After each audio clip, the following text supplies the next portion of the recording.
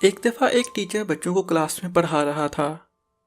उसने बच्चों को आज कुछ नया सिखाने के लिए अपनी जेब से 500 का नोट निकाला और बच्चों से पूछा कि आप बता सकते हैं ये कितने का नोट है।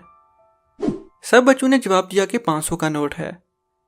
फिर उसने पूछा कि इसे कौन कौन लेना चाहेगा। सब बच्चों ने हाथ खड़ा कर दिया। अब टीचर ने उस नोट को अपनी मुट्ठी में बंद करके बुरी तरह मसल कर इसकी हालत खराब कर दी और फिर पूछा इस कुचले हुए नोट को कौन लेना चाहेगा। सब बच्चों ने फिर से हाथ खड़ा कर दिया। अब उस टीचर ने उस नोट को जमीन पर फेंककर अपने जूते से बुरी तरह कुचल दिया और नोट उठाकर फिर पूछा कि इसे कौन कौन लेना चाहेगा। फिर सब बच्चों ने हाथ उठा दिया। अब टीचर ने बच्चों से कहा कि आज मैंने तुमको एक बहुत अच्छा सबक पढ़ाया है।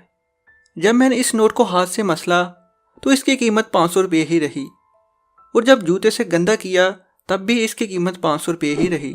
ठीक उसी तरह इंसान की जो कीमत है और जो इसकी काबिलियत है वो हमेशा वही रहती है।